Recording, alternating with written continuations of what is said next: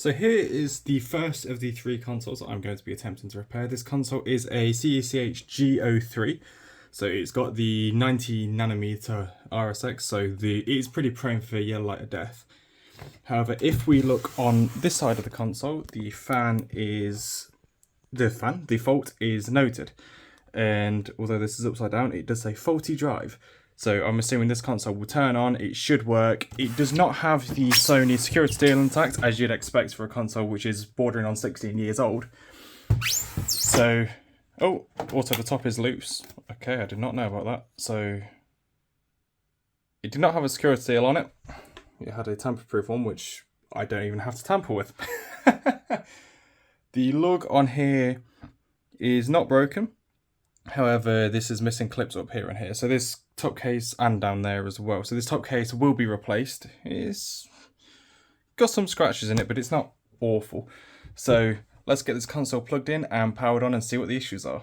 So the first thing I've really noticed about this console is it's not in a very good condition. However, the cables are now plugged in. It is turned off at the back, so let's see if we have power. There we go, the switch is on. We now have the red light to signify that the console has power to it. Just move that out of the way. Now let's turn the power on and see if it turns on. Green light has stayed solid. We currently do not have a display on. Oh, there we go. We have a display on the screen. As you'd expect, the console has booted up. I do not know much about the history of these consoles. However, as I've noted, they do have their issues noted down on the side of them, which is very good. So this console actually has an account on it.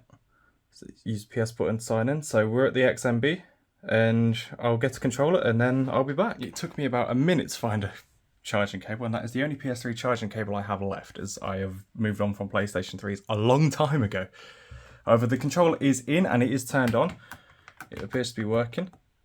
So this console actually has some games installed on it, so I will be basically restoring it to get rid of the old accounts. Let's see what firmware version this console is on. So we've got to go down to system information. This console is on 4.80, so it's not been signed in on PlayStation for a very long time.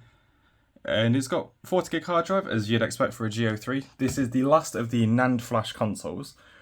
At the end of this, the consoles will all be restored. They will have thermal paste done, IHS delidding if I deem it needed, which this console has been on now for a good few minutes and the fan is still at its Syscon level. So it seems like the temperatures on this console may not be that bad, so this may not need delidding. However, the main fault with this console is apparently it does not run on discs. So I'm going to get a disc and we'll try that and we'll be back in a second. So then I have managed to find a disc. A games case, let's hope it has a disc in it. There we go, so we have Call of Duty Black Ops. It's the first game case I managed to find. And the fan is still running quiet on this console. So let's see if it will take a disc in. Okay, so the console takes a disc in. However, it gets stuck at that point and is now not recognising that there's a disc in the console. Let's see if it will eject. Okay, so you can put a disc in. As you can see by the blue flashing light, you can hear the motors trying to pull the disc in. Let's see if it will eject again. 3 beeps, so it does not recognise there's a disc in there, although it does eject. So we definitely have a disk drive fault as posed. Since I've turned the console on, the fan has just kicked up as soon as I've done this. However, this is still a low fan speed. But there has been a slight clicking sound ever since the console has been on. It's very faint and it has not done it since I hit the record button, which is typical.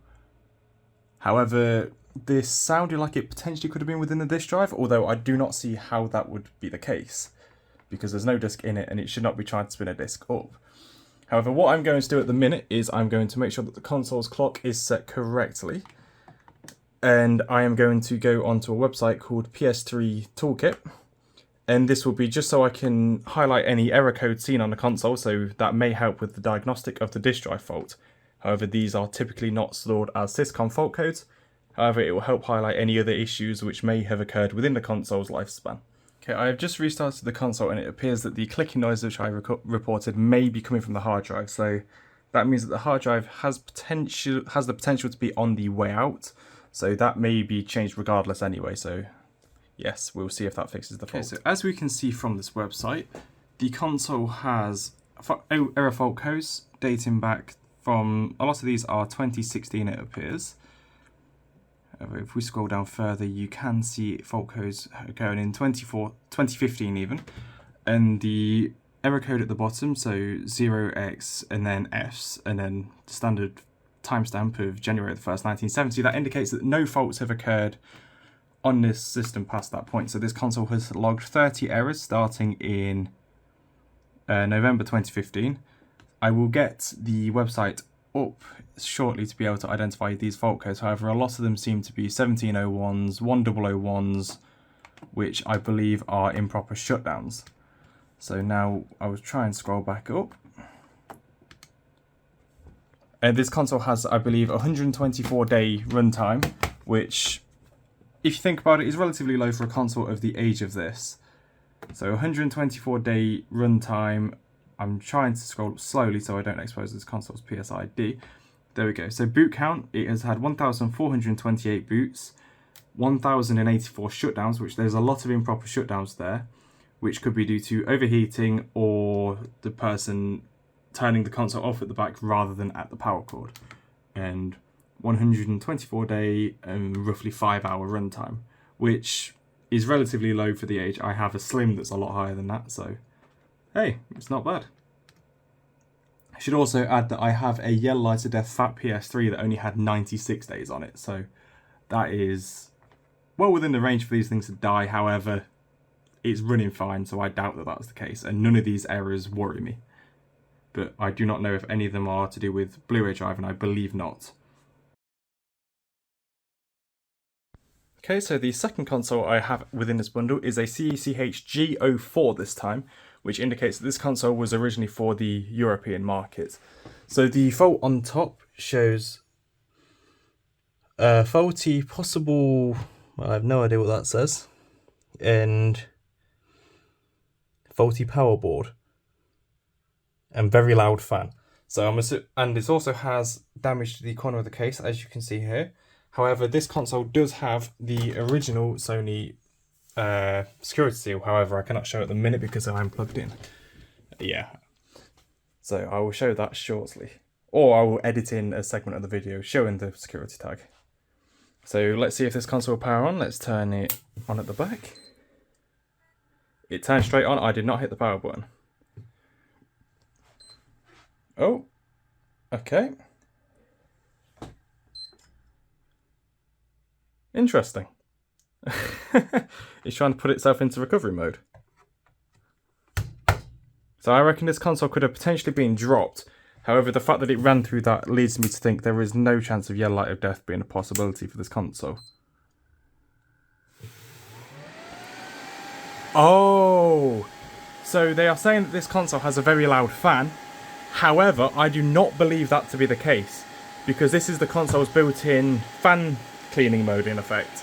So if you turn the power button on at the back and hold the eject button at the same time, the console will go into its fan clearing mode, which is 100% fan, and will turn off and beep 3 times as such. And I'm getting no response from either power button. Oh, I did then. Okay, so this definitely has a power board issue, which when it comes around to fixing this, I will take it apart and then change the power button, which I believe this console may have been dropped on this top corner here. As you can see, slight damage to this board here. However, this is a common occurrence with these consoles. So hopefully I can get this console to fix. Let's see if it does the same again. Okay, this time it hit the power button instead. Oh no, it's gone into fan clearing mode again. So now we know what the issue is with this console. Well, there may be more issues. It may have a broken disk drive. Ooh. That was a very short one. We'll learn more about this console when we take it apart in a bit.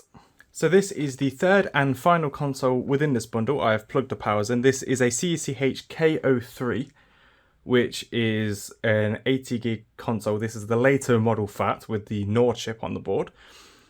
And I believe it's date code 8C, whereas the others are 7A and 7C, I think. I've got to double check these. I will, again, edit this in the video to correct myself. However, this console also has its security seal intact. this one hasn't been dropped on its corner. So the fault on this one, which is upside down, says faulty not playing discs version 4.81 and 80GB, as I already said. So here we go. Let's try and turn this on. Well, there we go. We're on green. Okay, it powers on. Let's see if it displays on the screen. I've not done a video reset on any of these consoles, and so there is potential for it to not be displaying as it's used on component. So I've got the controller plugged in, booted straight up. Oh, this is auto signing in. We'll let it run it. I'll let it run its course, although it will not be able to sign in because it is not updated. So again, we are just going to go in here to double check that this console is system information. There we go, 80GB. It's got about half its storage used, and version 4.81. Within the game tag, we can see, oh, it's got 10 games on it. Assassin's Creed, FIFA 14 demo. That should show how long this console has been around for. NBA 2K13. So this person used to play games, so it should not ever sign in because basically it's not updated. So Sony Entertainment servers will not let it. So here is our trusty Black Ops disc. Let me turn this around and see if the console will accept the disc. Ooh. I've got a musical disc drive. Interesting.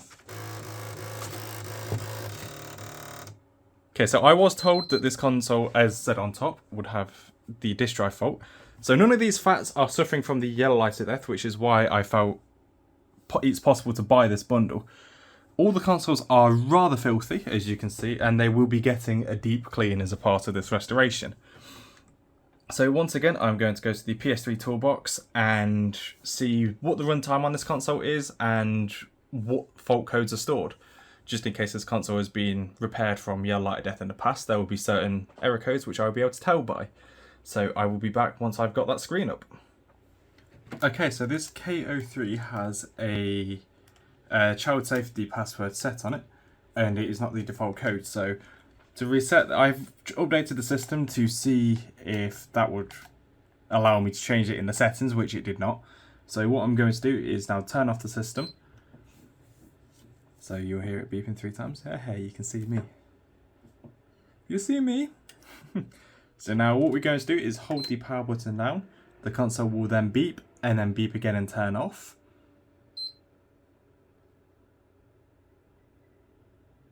As such, there we go. So the console is now powered down. I know you are not able to see this, however, I will create a separate footage of this. So now you're going to want to hold the power button down again. This time the console will beep once after turning on, so it will turn on beep, beep again, and then it will double beep, as such. That triple beep was me. Okay, I do not know what happened there, it turned itself off. Okay, so I'm going to put the console in recovery mode. Okay. Apparently, it just wanted to turn off. Bizarre. So the reason why I am doing this is so I will be able to check. So I believe it is restore default settings. The reason why I'm doing this is so I can check the console's error log to see if there is any more issues which I can fix within the console. I have not yet managed to get up the website where the fault codes are, so I will have to load that up shortly. So this section of the video is just me basically just going through troubleshooting the consoles, as you can hear with the disk drive on this one when you put a disc in, making this noise. So I'm just going to go through and reset all of this so a video is available via HDMI. And then we're just going to shoot through all of this. Oh wait, hold on. Okay, so we're not going to put internet connection in just yet. Okay, so the users were found, cool. All of that has been transferred over. So I've double checked, I have made sure that the account on here is dead. It cannot be signed into, so even though when you log on the user, it will have the PSN account there, it will not log in because the password is incorrect. So I'm now going to connect this console to the internet and I'll be back shortly. Okay, so I am now able to load the web browser. This page can't be displayed as it is the default page. So I hit the start button and then I'm going to once again, okay, the fan just kicks up again on the console, which isn't really an issue as the thermal paste will be done on all of these. I'm just doing a dyslexic, so PS3 toolbox.com. And then once again the website will load, download all its plugins, check the system, and once that has occurred and I'm looking at the error logs, I will be back once again. I just realised I had a stupid moment. It is PS3 toolsets.com. That's why the screen went black. So I'm going to click on that and then just there we go. So now we're going to go to PS3 toolset.com and this will show us all the information we need to know from the console's uptime to fault codes, which is what we want. Okay, so then this console has 120 days and 23 hours, call it runtime. So this is higher than a FAT that I've got with Yellow Light of Death. I do have another FAT that's not on 76 days, I believe. So that console has been hardly used. However, one side effect of having to reset default settings is I have accidentally wiped every single fault code that was on this console. So, fun times! I guess I'm just going to have to go off the fact that the disk drive sounds like a machine gun and work backwards from there. The console seems to run fine. The fan has kicked up a bit, but what do you expect? It is a 15-year-old console at this point, so hey, what can you do? So the next phase of the video will be me tearing down the consoles and then further testing the G03 or 4, which is the one that is not booting because it's got the power drive problem. So I will see what I can do and I will be back.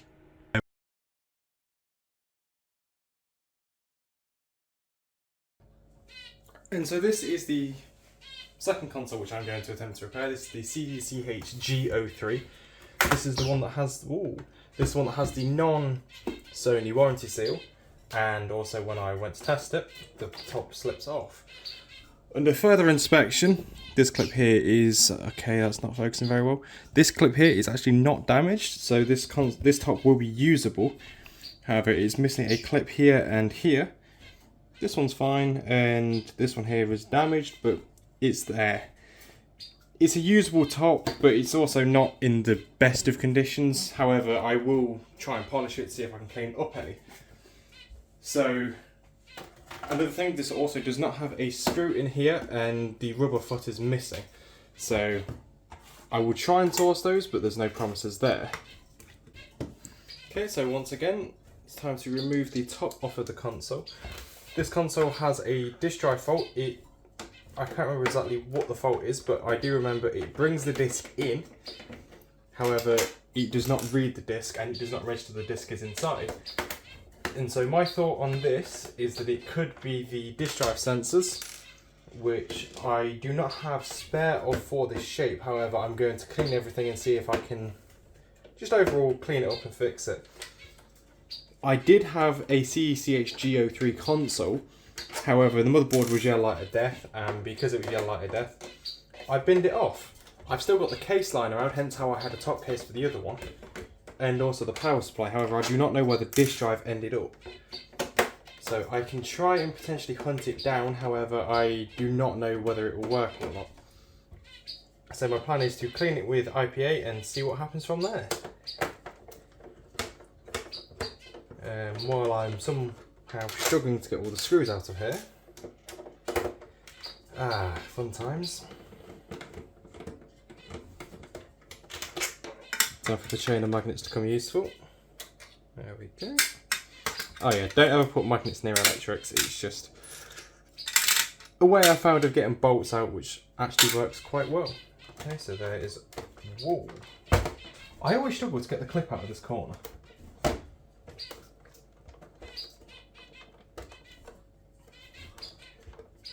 Maybe I've been doing it wrong this whole time and it's a clip. No, it's just not connected. Brute force it is. Oh, okay, that's also part of it. The fact that it still has the tape on it with the message that says faulty drive. Let's put this out of the way.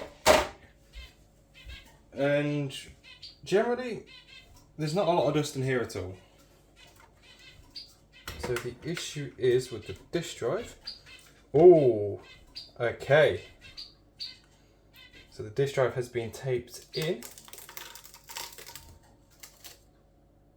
No idea why this could be. See if aha, okay, so the disk drive door is broken. So somebody has had this out before. They broke the... Was the door broken on here as well?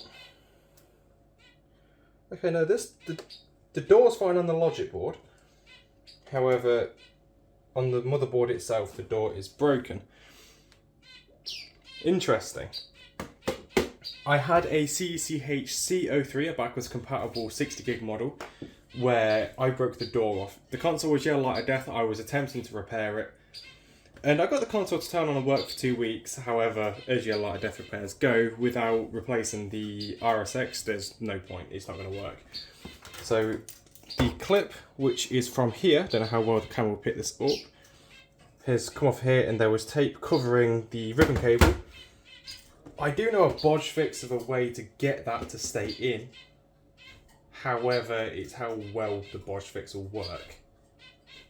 So I guess it's time to cut here, and I'll take the disk drive apart and see if I can find any issues, and if not, I can see if I've got a replacement that will work.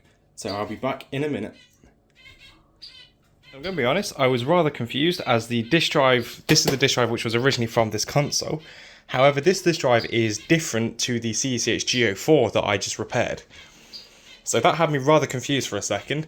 So I do have a disk drive for a CECH-G03, so I'm assuming there was slight hardware differences. This was removed from a yellow light death console yet again, as I said. Oh, I probably had that console back in 2016, so this console has not, well, this disk drive has not been tested in a very long while. So normally the bodge to get a clip in here, so the bodge that I use to get it to work on the CCHC is to cut the end off of one of these ribbon cables and insert it over the top. However, I do remain, as the clips on here did hold, I still keep some hope that this might be able to work. Again, I quite like the masking tape. The masking tape worked quite well. So what I'm going to do is I'm going to plug this disk drive in here, and yeah, the thing is, these disk drives have logic boards in them. So if this disk drive plugs in and works straight away, what I will do is I will change the logic boards over from the known bad one with a good logic board to the logic board that I don't have the motherboard for anymore. And that will repair this and get rid of the disk drive issues. Hopefully, fingers crossed.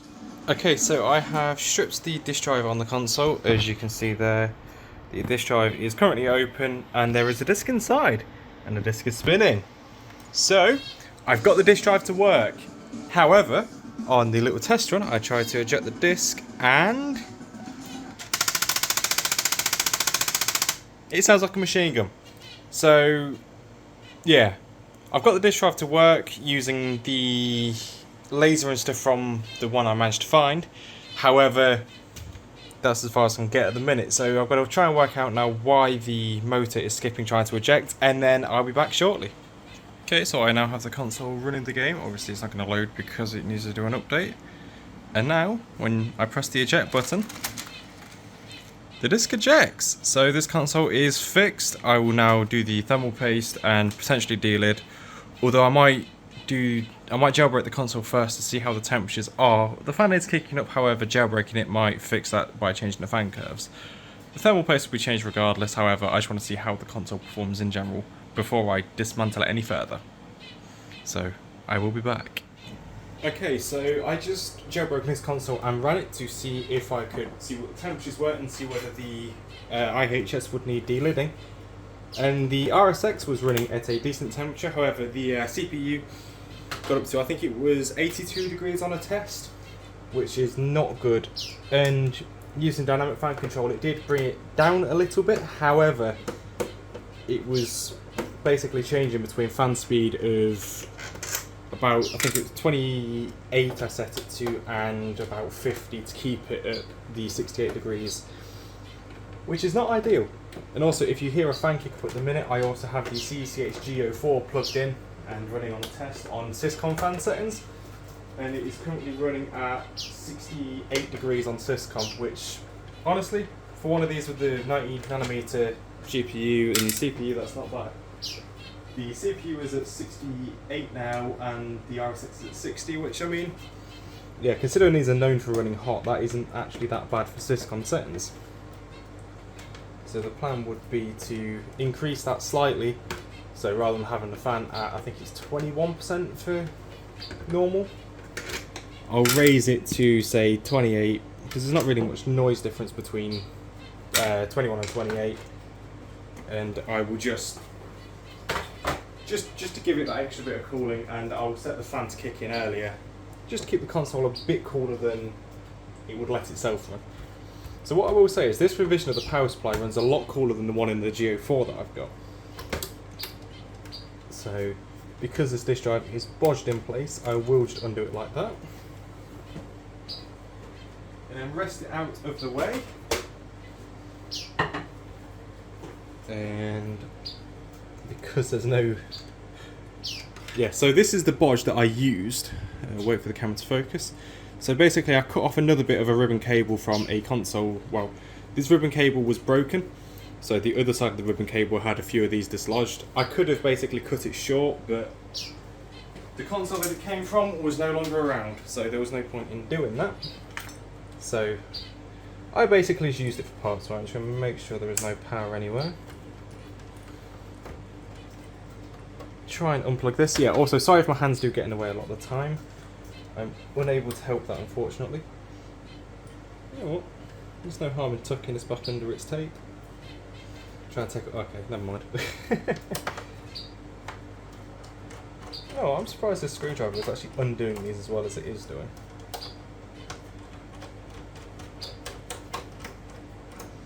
This is a really small screwdriver and it's undoing these surprisingly well.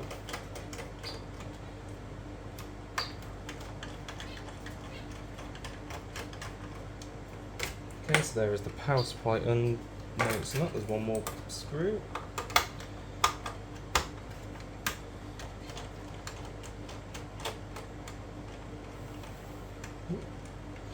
Yeah, being left-handed is a pain for doing this.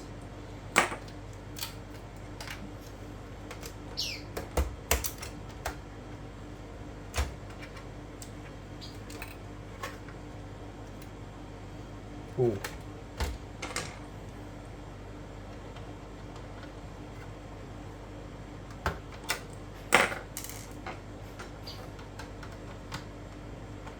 Change for a bigger screwdriver.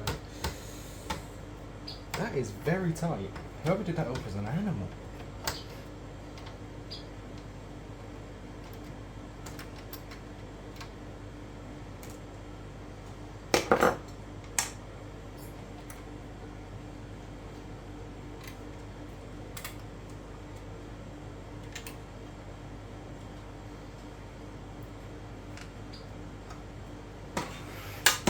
That was a very poor place for that screw to fall. I'm not happy about that. Yeah, I'm not going to take a magnet that close to the board. Why don't you put the other screwdriver? Doesn't matter, I can just...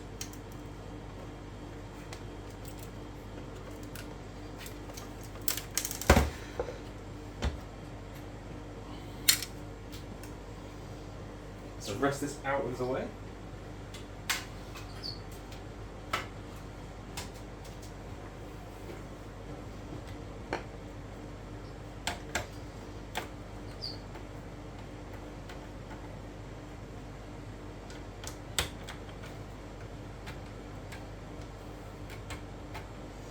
Now this console is relatively dust-free, I'm surprised.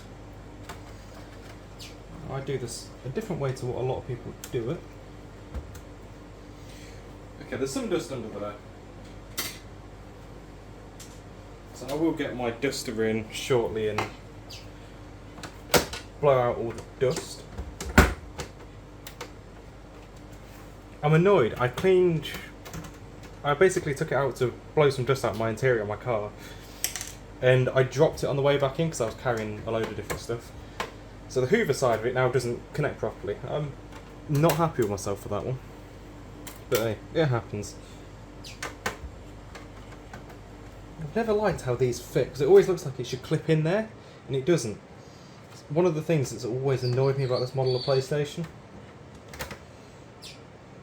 Okay, so looking at this, how this area here is all clean, and this area is not, I'd hazard a guess at saying that whoever serviced this console, well, whoever attempted to fix this console by the looks of it, didn't attempt to fix it, they just took the disk drive apart, because although I've not shown the disk drive itself, the disk drive was, there was a screw missing between the plates, so I assume when they were taking it apart, they basically just didn't put it back together properly, and missed the screw, or lost the screw.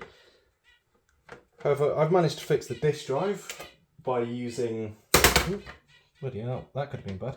I fixed the disk drive and it works now, so... And I used the screw from the spare one I had as well, which is a bit of a bonus. Okay, so these are all the screws from the motherboard. Make sure I've not missed any. Now, this should actually lift out. Oh no, forgot about the long... So there's always a long screw in this corner that whenever I take these consoles apart, I always miss this screw. Apparently this one does not want to come out.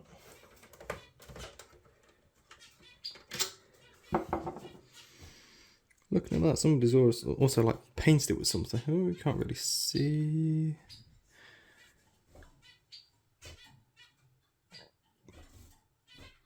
Yeah, it's not very easy to see, but there was like blue paint on it.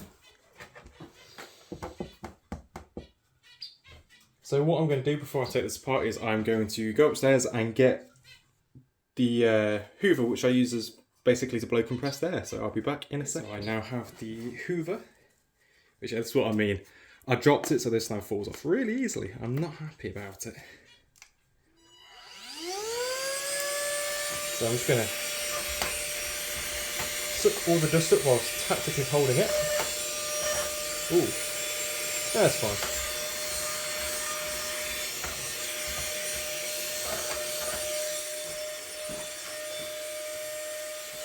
Going to do the same to the Bluetooth board because this has a lot of dust on it.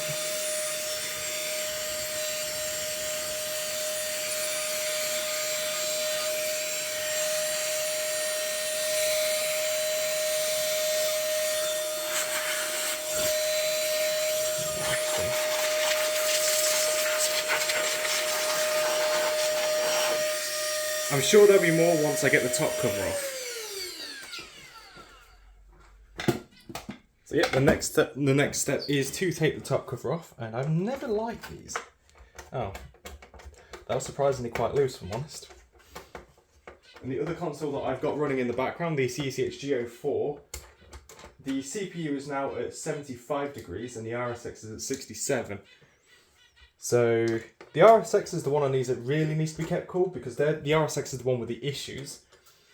But considering the fan is running at Syscon, so it hasn't even kicked up, 75 degrees isn't actually all that bad.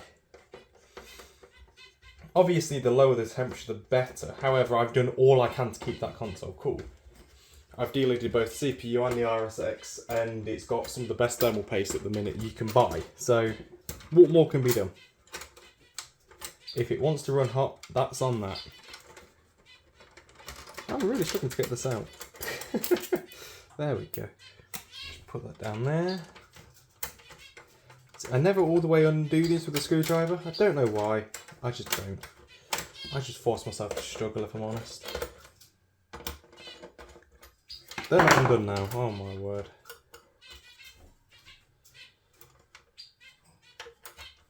I've really failed here. There we go.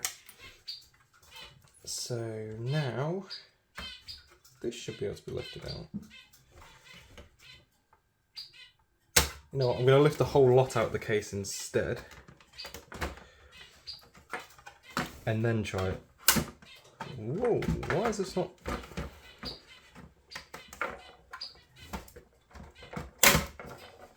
Oh, I left the hard drive in. Yeah, that was rather stupid of me. Right, so here's the motherboard. There's some dust in here. I will give that a clean out in a second. I just want to make sure I did not break the hard drive caddy, which there is now plastic flopping around in here, so I do not have hope for that.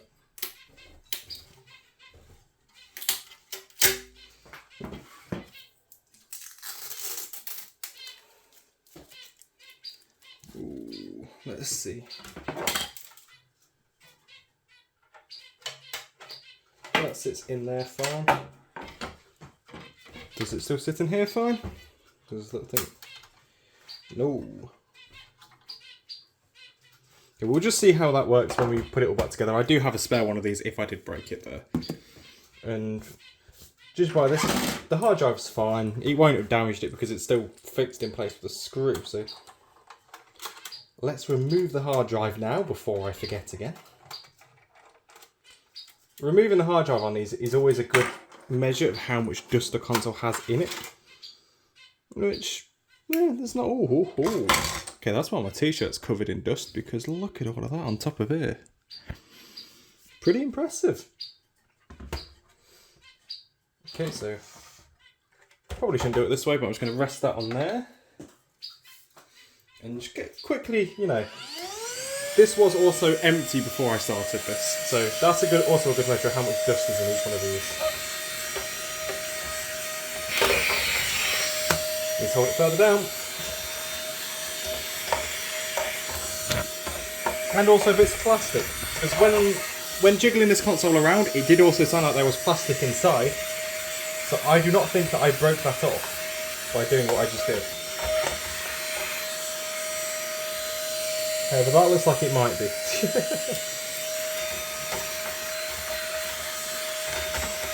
As I say, I'm not too bothered because I do actually have a spare one of them, so it's not all too bad.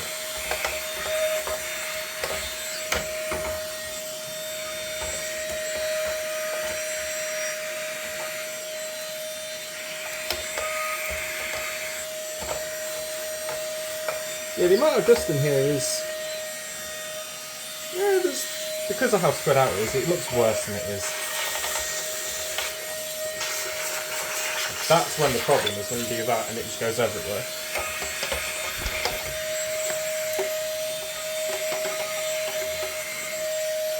Okay, so that will do for that for the time being.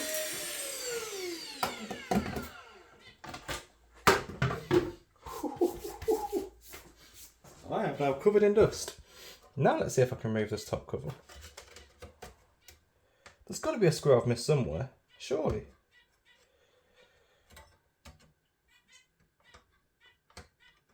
There's no way I've not missed a screw. That's what it is. There's a little pip on there, which this locked into, so I could not get it out. You know what? There's not a lot of dust on this, but the motherboard is absolutely caked in dust. So clean this up first. This will be the quickest one to do.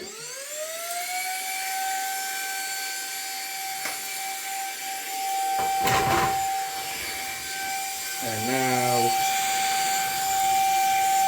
I do prefer to not hit the board whilst doing this, so I definitely won't get all of it. It's fine. It's a really soft brush on the end of this.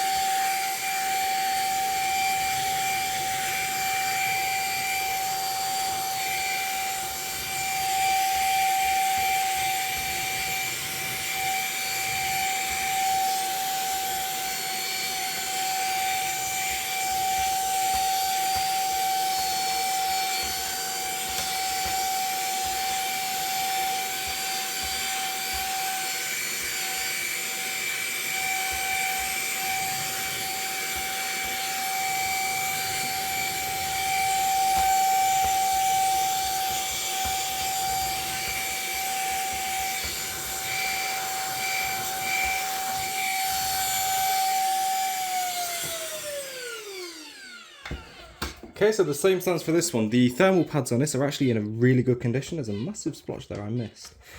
So yeah, the thermal pads in this console are actually in quite a good condition. They're still like soft, which is quite uncommon for these. Both this and the Go4 that I did, which again, it's still running at 75 degrees. So I'm counting that as a success if I'm honest. So this and the Geo4s, well, these consoles in general are all known for running hot, so any reduction in temperature is a win as far as I'm concerned. Also, these motherboards are known for a pain of getting out of here, along with the backwards compatible models. And if I'm honest, the later FATs as well, as you're going to see later. Right. So the best way is just to gently apply pressure and hope it goes up.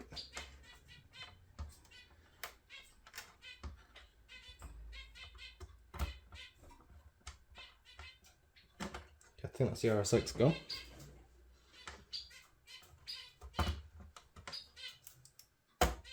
That's the CPU gone.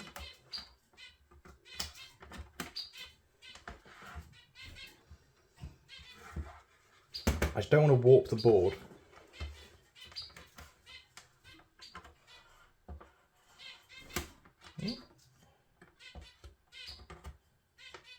Oh, there we go. I should have possibly unplugged the fan first. Ooh, there we go. That's another mistake that I always make with these. I always forget to unplug the fan. It's stuck on something else as well.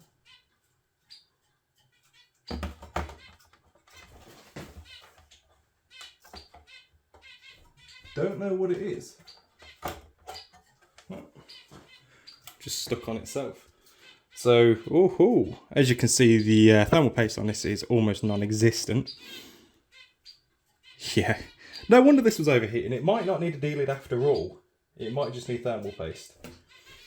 If I can get away without delidding this console, I will, because I'm going to be honest, I don't like delidding them, because it's not good. I managed to kill quite a few consoles over the years. Surprisingly, people say that it's harder to delid the CPU. However, I've only ever killed one console by scratching the CPU. I've come close on quite a few, like the Geo4 I did. I didn't show the process because of how much I struggled doing it. But I did scratch the CPU, however, the console still works, and I'm surprised at how well it still works. Because I did scratch in an area where it's basically a kill zone. It works, and there's nothing wrong with it, so I'm happy. Loosely get all the dust up. This console has about double the runtime as the Geo4, so I was expecting more dust, but I was expecting more than this, if I'm honest. It really isn't that bad on the grand scheme of things. Yeah, that thermal paste is really dry as well. Really dry, and there's not a lot of it. Two things that you don't want.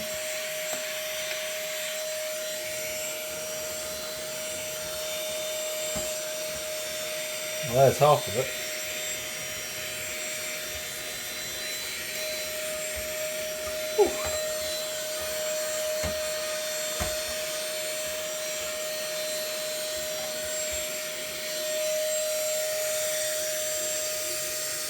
Okay, there is a good amount of thermal paste on the heatsink. So because the amount of thermal paste on the heatsink, I feel like I do not have an option other than to delid this console, which I may as well. I guess it's a part of a full service. So I'll clean this up fully shortly. I'll just get it out of the way. So for now, I'm going to get some cleaning pads to clean up this. I might even just do the old toilet roll and a bit of IPA. It'll work, however, I'll just get the stuff for that and I'll be back shortly. Okay, so with this particular console, I've decided, I don't know. I might just repaste it, see how it performs, and if it needs a delid, I'll delid it. However, for peace of mind, I don't know. I'm just worried about delidding it, if I'm honest. So I'll remove the thermal paste and see how I'm feeling. Because a scratch CPU, it's game over. The console's dead. It's not coming back to life. Whereas as it is now, I can replace the thermal paste, get it back together, see how the temperatures perform, and then delid it whenever, really. Ooh. Okay, so there's the thermal paste roughly cleaned off of here. I don't know how well you could see that. Probably out of shot, if I'm honest. I'm just going to rest the motherboard down. And now gets the heat sinks. Again, we're going to do the same with this. I'm just going to spray some IPA on both. There's a lot of loose thermal paste on there. Well, where it's squished over the edges, it's not on why. Okay, so the IPA has loosened it up, which is a very good thing. However, I should have probably done that afterwards. It's still on my finger. Look at that. Yeah, it's medical grade IPA. It's safe for skin.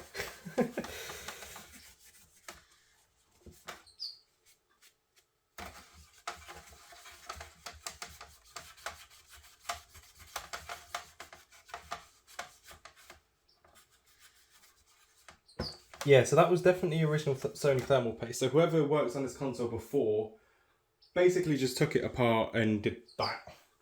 Tried to fix the disk drive, completely failed, and put it back together. So now, I'm just going to give it a final little clean up. And also, you probably won't be able to see this. My phone's got a good camera, but it's not that good. I'll get it close, see if it will focus. There is still original writing on that thermal pad. So that thermal pad has not even been contacting the chip it's supposed to contact, which is basically just screams quality. Because PlayStations of this age were basically the CCHGs are effectively the most unreliable PS3 ever. Not because of, well, basically they run the same components as the backwards compatible consoles. However, their cooling system, apparently, I'm not sure whether this is true or not, but I've read their cooling system isn't as efficient. And also, because they're not backwards compatible, basically they're not as desirable as the backwards compatible units, so people aren't trying to save them. However, doing little things like delidding them and overall giving them a service, basically it extends the lifespan on them massively. And although, again, it's not got that desirability, selling it as a jailbroken system basically gives it the backwards compatibility without the worries of the backwards compatible consoles. Which, granted, there is still some of that there, however, being slightly later. Although saying that, I did see a backwards compatible console that was made towards the end of 2008, which is absurd. I didn't realise they'd made them that late. Okay, there's that a little bit cleaner. Again, the black stuff on here is aluminium oxide from the heatsink. Now for the motherboard. Just give this a last little clean up. Oh, get that paper back now.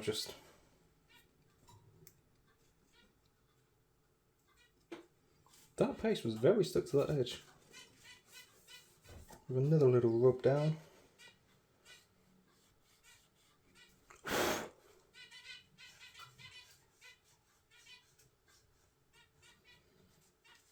So yeah, I'm going to try and reassemble this console without the need to delid it, because it always slightly worries me delidding these. So we'll reassemble it, see the temperatures, and then we'll decide from there whether it needs doing. And if it does, again, I'll do it off of camera, just to be sure. So I believe I've got all the stuff to potentially reattach them afterwards, although a lot of people say don't do that. Dropping the motherboard is never a good idea. Put that down there. Give it another little clean and dry. Again, spraying IPA on the board's not going to damage anything because it evaporates that quick. It's just an overall good cleaning fluid. As you see, I got it on the NEC tokens and it's already evaporated off.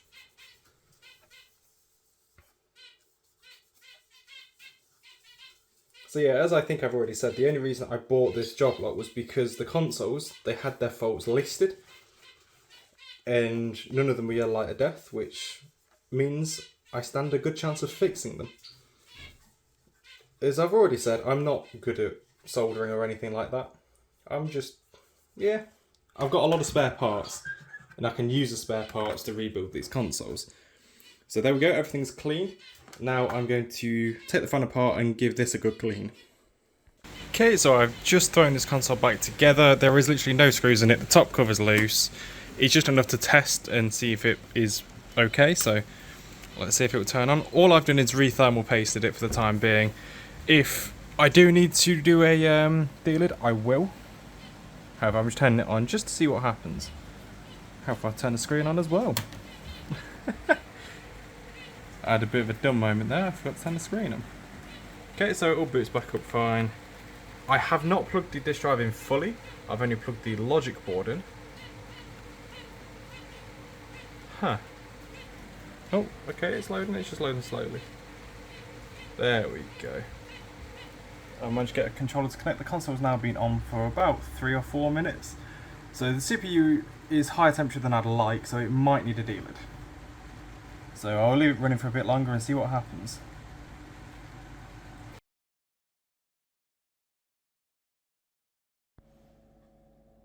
So here is the CECH G04 console. This console still has the warranty seal intact, so I will now unfortunately have to break that seal. However, I'm going to try and retain the seal, and because this is quite difficult to do, I'm not going to show it on camera. However, I will explain. Basically, just heat the seal up and it should come off without saying void. If these consoles are sold, they will be sold making the buyer aware that the console has been opened. However, the seal has been kept for aesthetic purposes of the console. So I have successfully removed the warranty seal. It should be noted that these never go back on 100%, and as you may be able to see in the light, you can sort of see the void. I do not believe I got this hot enough to be able to do this successfully. However, if you look on the console itself, there is limited, well, there's very little evidence of any glue from the void being there. And you can also see the original condition of the console rather than this mess around it. However, that will be cleaned up later on. I would also like to note, before I start taking this console apart, I cannot remember whether the CECHGs have the same power switch as the CECHC. So here is a power switch from CECHC, so I can test, see whether the power switch is the fault, as this is the console that was turning itself on as soon as you hit the power switch at the back down here. So we'll see if I can fix it from that.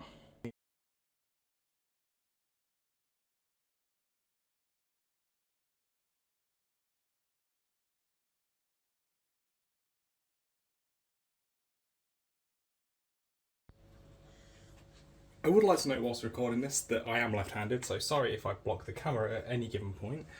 So the first step in disassembling this console is to remove the rubber bung.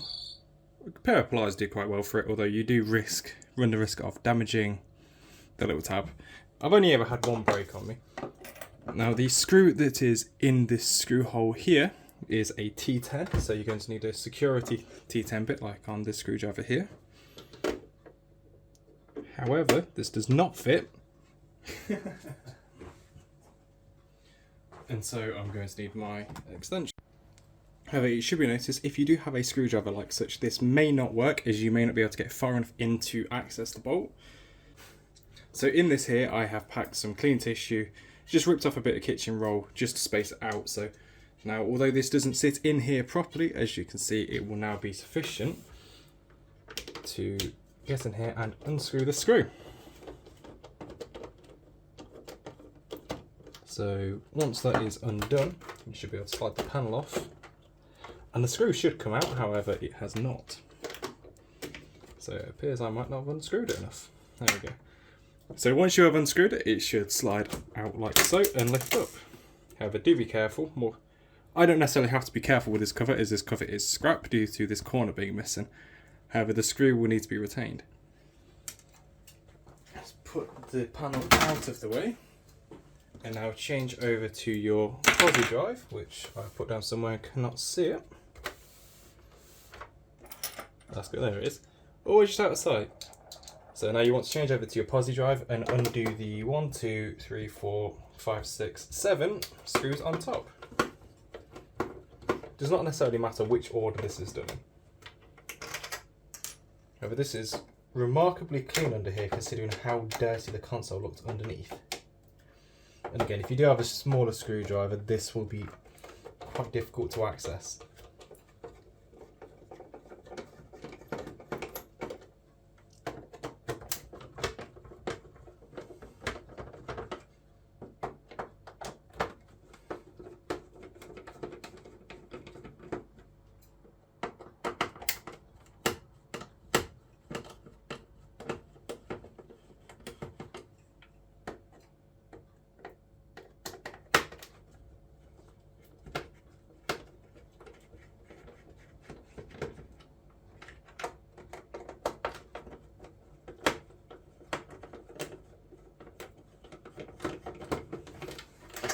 So now I've got all the screws out, I'm going to take the ones out by hand which I can reach.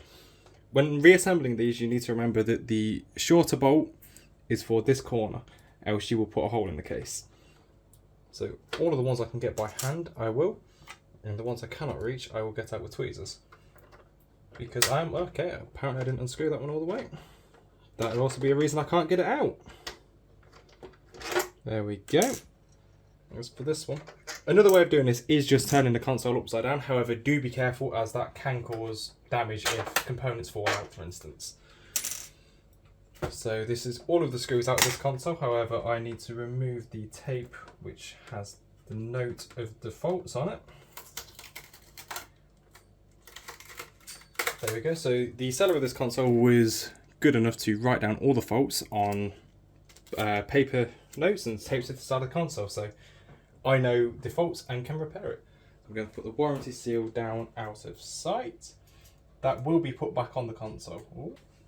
So once all the screws are out, you are going to want to gently pick up from the back.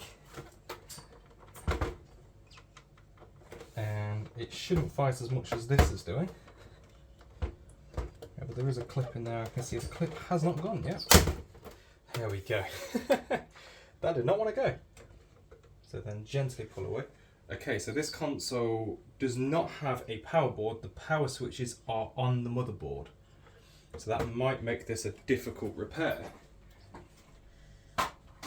Okay, I've took the CSH G03, or I can't remember which one it is, the one with the dodgy power button. So I've took the console back upstairs just to check to see whether taking the top case off has fixed the problem. So let's see what the console does, turn the power on now. Okay, so my thoughts are then that the issue with this is the top case. Because the signs of the console haven't been dropped, it may not function properly. However, it does appear as though the power buttons are not working. So this could be a deeper problem than just this. So let's try and put it in its disk cleaning mode.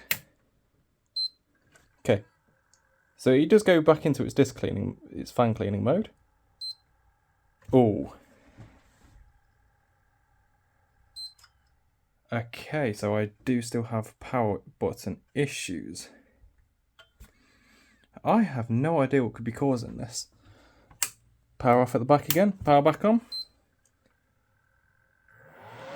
And it's now in its fan cleaning mode. Right, I will do some researching and I will be back and see if I can find a solution. Hey, it does what it wants. Okay, so after a little research, I have come across a post of somebody who had the same issue where the console would go into its fan test mode, and the first time I turned this on, I believe it also went into the mode for the first half of the recovery mode. After doing this research, I believe that there potentially could be some form of water damage on this circuit, as that's what happened with theirs, which jams it in an on position. So I have limited hope of being able to fix this. However, cleaning it with isopropyl alcohol and slapping it back together would maybe make it work. I don't know. I'll have to try and see if I can do anything to this. So I'm not holding my hopes high on this being repairable.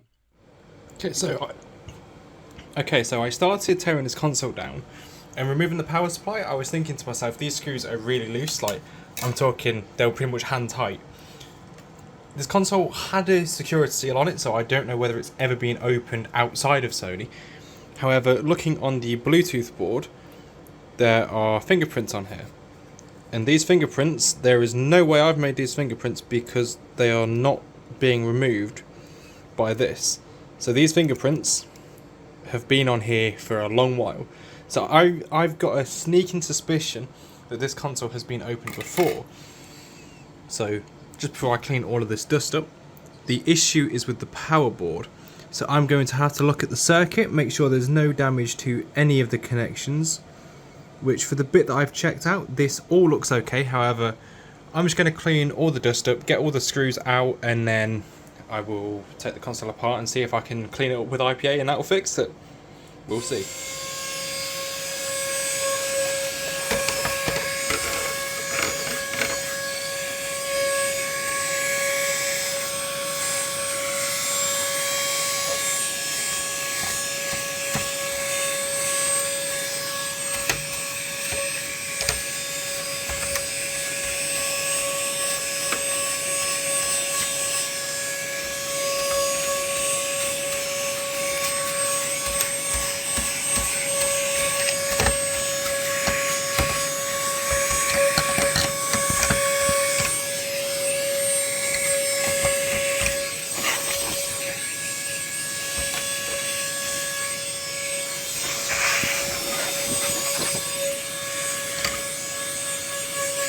Okay, so that's all of the loose dust removed, and now let's take the console apart further.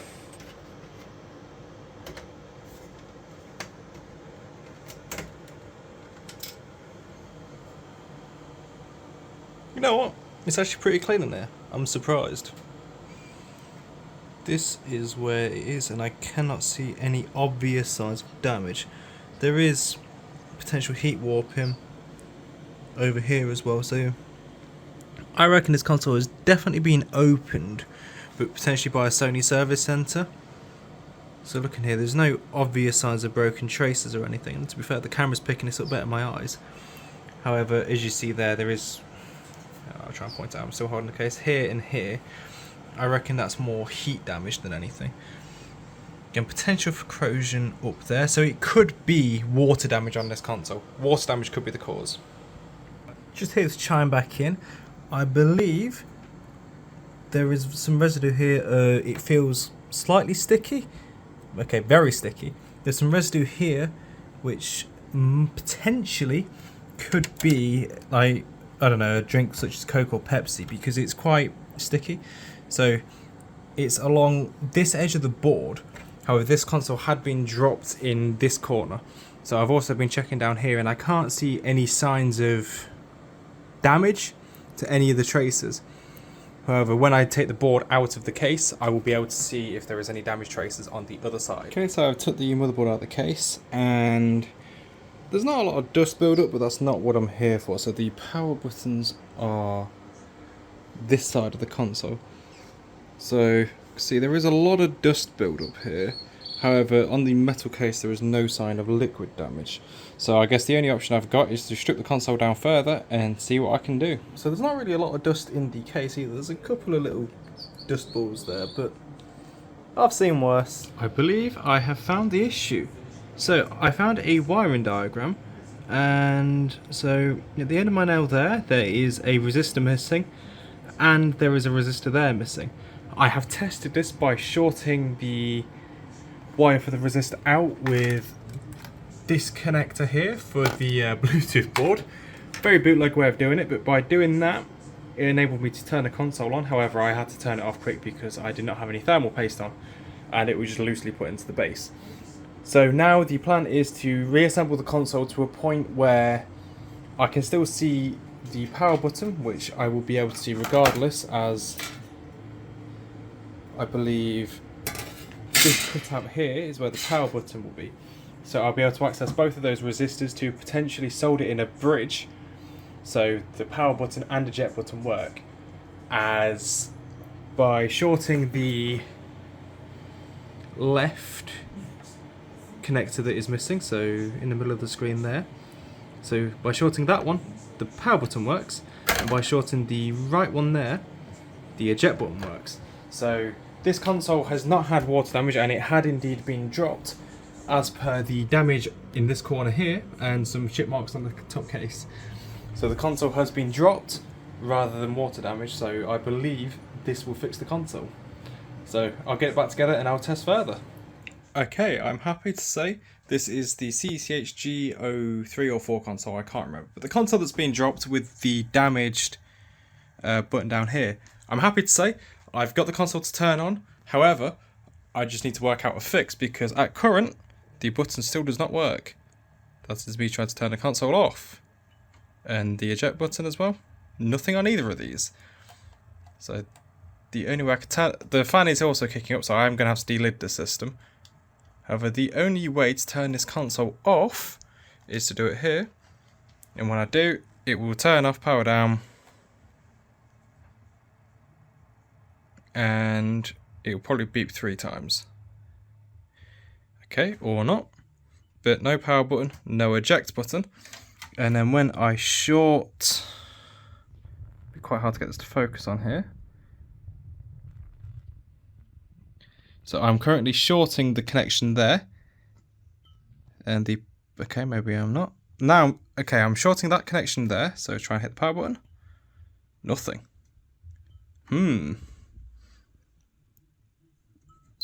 Oh, there we go.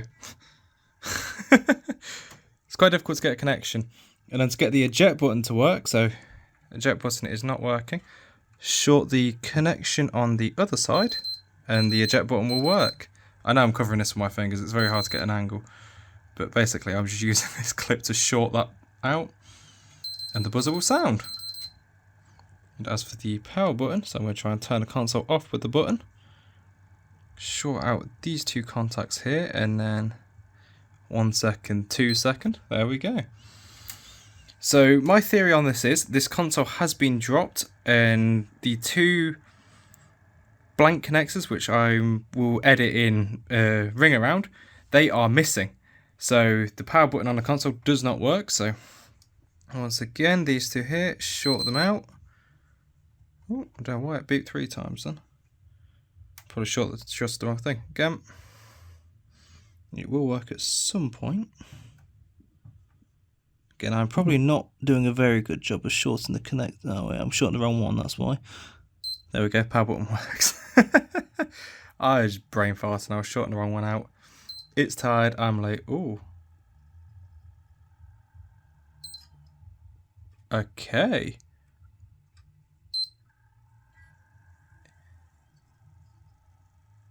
I'm unsure whether I just shorted the wrong thing, then it kept pressing it. Yeah, I made a mistake. So it is actually turning on this time. Hopefully. Okay, so the CMOS battery might be dead. However, that is not a problem because this console will be taken apart yet again just to refresh everything and make it all good. Okay, yeah. So, to-do list still on this console, delid it, replace them two connectors, or find a way of permanently shorting them, which would be a very bad bodge fix, but hey, if it works, it works. And yeah, that should get it working again. Again, this one also has a game installed. It is on 4.85 firmware, as I checked. And yeah, the fan's kicking up loud again, so it's not very happy. But it works, which is a good point.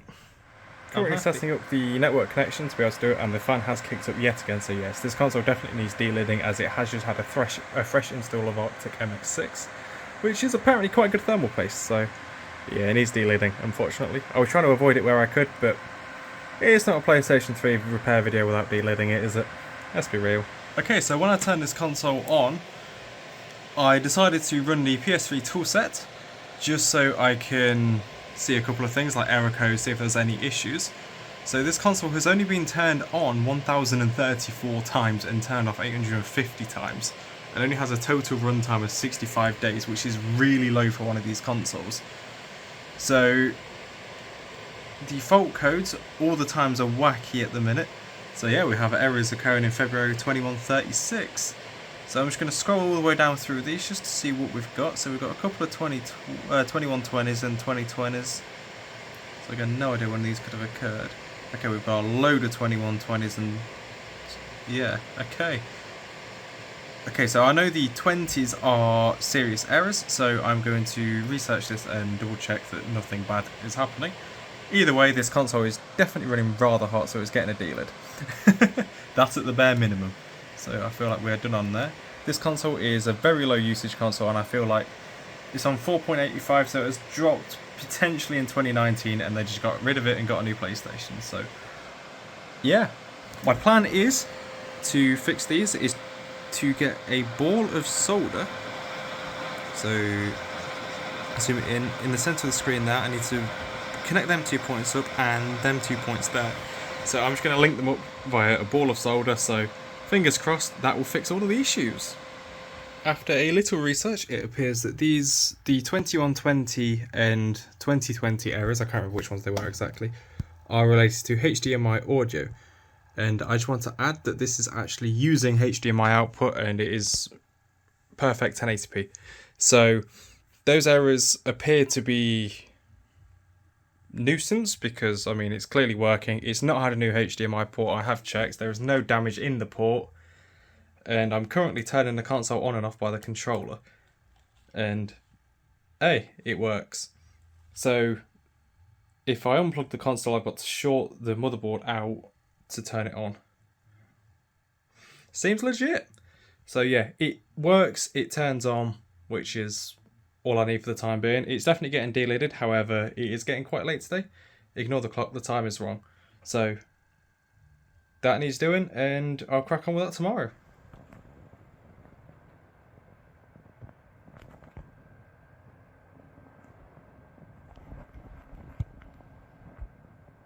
Okay, so I decided to delid this console as it was overheating rather bad even after repasting. During the delidding process, I did... I'm not sure if you'll be able to see. I can't remember why the camera's on this phone. As you will see, I did put a slight scratch into the CPU. However, by some miracle, this console still actually works. So I was expecting this console to be completely dead after doing that. However, it's alive. It still works. It turns on. It functions.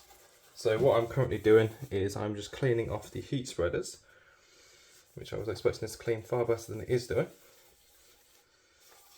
Anybody that knows these Arctic MX6 like cleaning pads, they smell absolutely awful.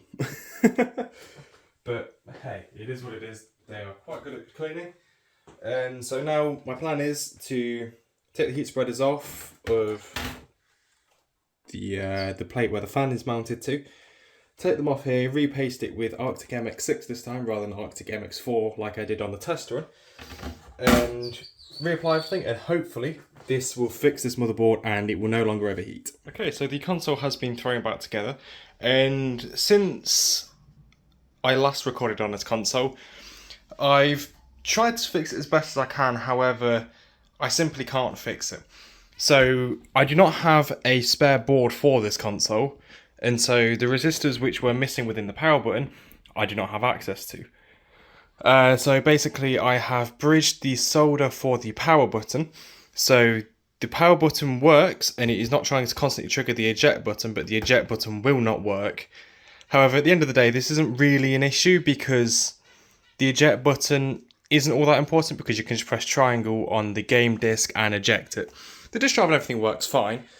I have also changed the top piece of the console. It's not in the best of conditions, but this corner here is now not mangled. And also this fascia plate, I have wrapped it. It's the first time I've ever tried wrapping one of these. So I've wrapped it gloss black. This corner, I ended up getting a bit of glue there somehow. I don't know how, but I'll try and clear it up. It's not the cleanest I've ever done, as in there you can see some silver poking through where I didn't cut it the best. And if I'm honest, there's a dog hair there. But the top case of the console isn't in the best conditions, however I will try and polish it up to get it better. So let's plug it in and see how it works. Okay, so I've plugged the console in a little test setup in the kitchen, because we've got the monitor for the downstairs PC, which used to be one of my PCs, however I just decided to take it downstairs.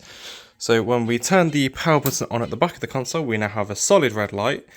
As I said, the eject button on this console will not work as I don't have the correct resistors to replace the missing ones with. However, the power button now works every time you hit the button. I did put the disc in to check that the disk drive works, and the disk drive works completely fine. And I have since jailbroken the console to keep an eye on the temperature and change the fan curves, hence why you've seen the yellow flashing light there for webman loading. Now if I turn the setup TV on, you can see that it loads straight into the screen, displays absolutely perfectly, and as I said, it did have fault codes for HDMI and HDMI encoder. However, as you can see there, it is displaying via HDMI, no problems at all. So, also the disk drive on this console does work. I do not have a controller on me to be able to show you, but it takes this in and ejects this perfectly. I will edit a clip in when I get a chance. And yeah, so that is this console finished. This is the CCHG04, which was dropped on a corner. And this one's sorted, so cool.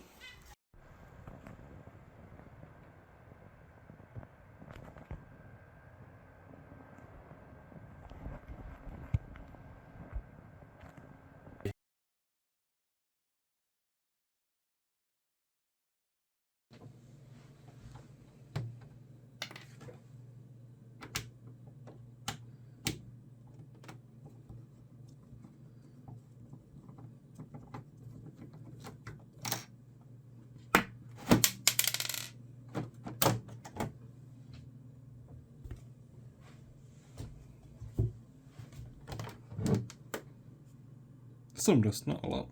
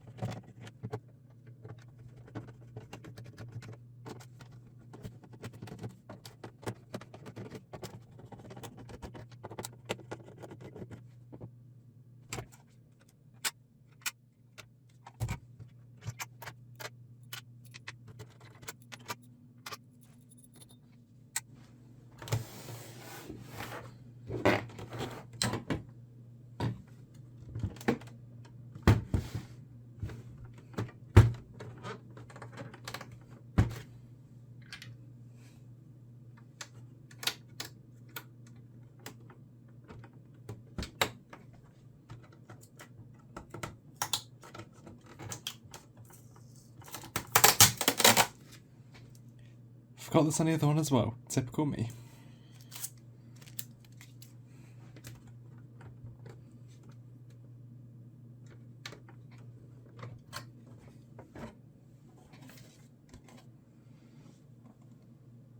No, considering this console's got 120-day runtime on it, it's actually pretty clean.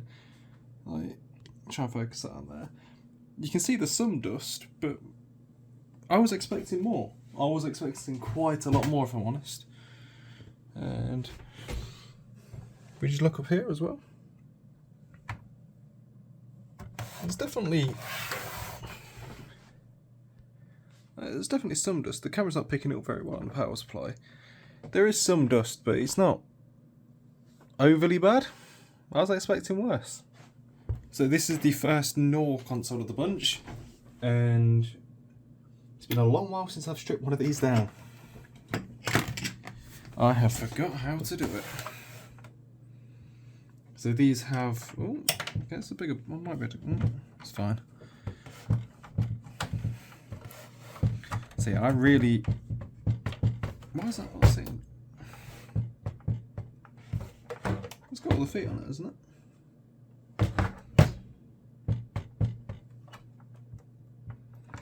Bizarre.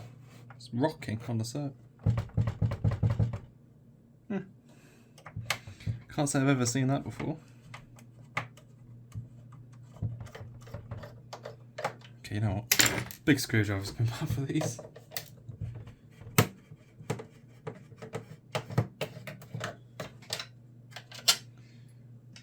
Put these where I remember them, else I will forget.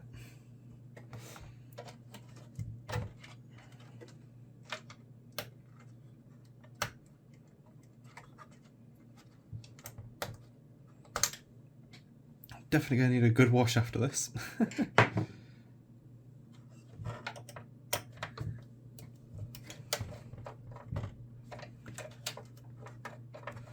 It's really difficult to work out the lighting for these kind of videos.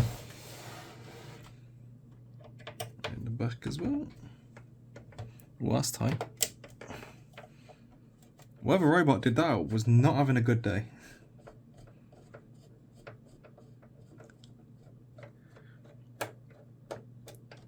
I feel like the lighting conditions for this video are going to be all over the place, because for this section anyway, because I'm starting this, it's over a week after I did the first two consoles, because of commitments I've got in life at the minute. Basically, I just don't have the time, and I've been wanting to get this done for the last 3 weeks. No, not, you know what I mean. Since I got them, I've been wanting to do this. I've just not had the time. In this one. Ooh, what? Come on.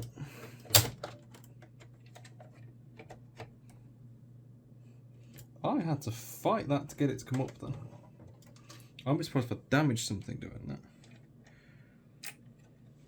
So yeah, as you can see from the underside of the power supply as well, it got pretty dirty. And on this one, I'm going to remember to remove the bloody hard drive. I forgot that on the last couple.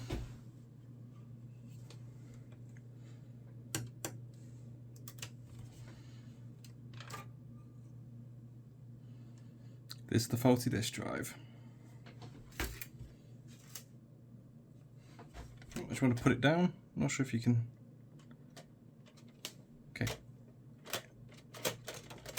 it did it once, I moved something, it slipped.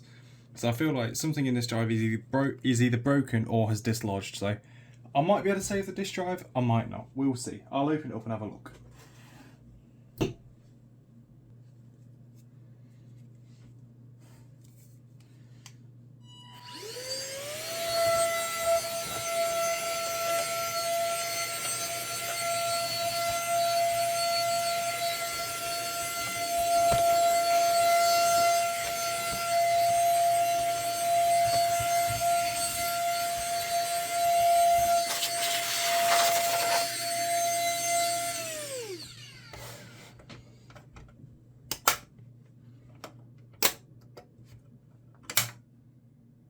I always struggle getting these ones out.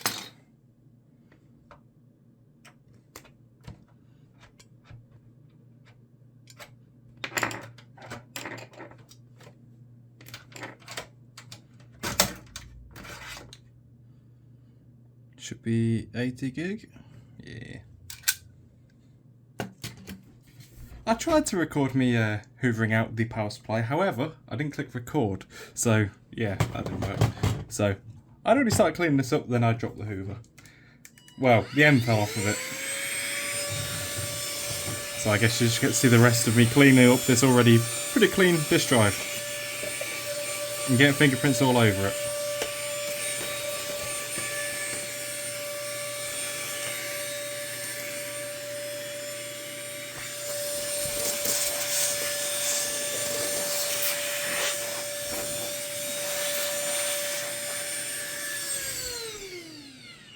If I'm honest, I'm quite impressed with how clean this console is. It's pretty clean. Okay, so I just took the disk drive apart for this console, and let's just say somebody had fun putting paper clips in the disk drive. That'll explain why this wasn't working. It was making like a clicking noise on the way in. I feel like there's also going to be a... Not sure if you'll be able to hear this on here, but there's like a clicking noise. Moving stuff around. So I feel like there's going to be a loose gear in there as well. You know what? It's a wonder that he didn't scratch any of my discs when I put them in here. That's unreal. There's a bit of dust as well that we cleaned up, but you know what? I've got hope that this might work after I've done this. Fingers crossed anyway. Okay, so whilst editing this video, it's come to my attention that I had actually missed quite a lot of video out. So I hadn't actually spoke about how the CUTHK console, which is the one on the right here, works after fixing it. So in the disk drive there was a total of 6 paper clips, which once removed and I cleaned the laser and reassembled everything, the disk drive worked perfectly. So upon reassembling the console, and well, before reassembling the console, I did the thermal paste, and the console was running at actually 60 degrees even under load. So the console is fine, it's all jailbroken, everything on it is sorted, and yeah, it's all good. I don't have to touch that console again. So the Go4, which is the console with the black fascia, that console is still running hot, and there is still work that I do need to do to the console. For instance, the fit and finish on the top of the thing. It's not easy to see, but it's not ideal. And that's because it is a case, it's a top case from a later FAT such as the KO3. So for Go4, I might have to rob one from a 60 gig I've got lying around that's yet light of death. The temperatures on it are still far from ideal. It still runs quite hot, so I need to, although the console has been delidded, I do need to take it apart once again and clean the thermal glue off of the RSX RAM chips, because that will cause a slight separation between the die and the IHS. So basically, I just need to take it apart and remove that and re-thermal paste it, which is exactly what I did with the Go3, because that was also far from ideal temperatures. It was getting up to 75 degrees, like the Go4 under load. So whilst that was getting up to 75 degrees, after I cleaned off the thermal glue from the IHS and the GPU itself, that console is now idling at around 60 degrees rather than high 60s. And under load it's getting up to about 66 degrees on the RSX. So that is fixed. The disk drives on all 3 consoles work. Everything works on them. So apart from the one thing that I was unable to fix, which was on this Go4 console, is the eject button. Still does not work. However, it is impossible for me to fix that. I've been saying all the way through there was missing ejectors. However, I did manage to find the motherboard for that CCH Go3 that I had lying around, same as this one. I can also compared it to this board. The resistors are not there on this board or my other board, so what that basically entails is that there's no resistance there, so it is likely the chip which is next to them points that I shorted that's failed. So whilst I haven't managed to fix the issue, it's still a very good console for somebody to buy because it's a very low use console, and once I've fixed the final issue that I've mentioned with it, it will run very well. So thank you guys so much for watching. I've put a hell of a lot of effort into this video, and I know a grand total of probably 3 people will see this because I've not done anything on my channel for a very long time. So there we go. Also, since I teased this video, a lot of time has passed because I got these consoles in early October. It is now the end of December after Christmas. So I've had a lot on my plate recently. So yeah, I've just been getting work done with other stuff, and this has had to take a backseat. However, I'm back on it for now. So thank you guys so much for watching. I will see you in the next video. Thank you and goodbye.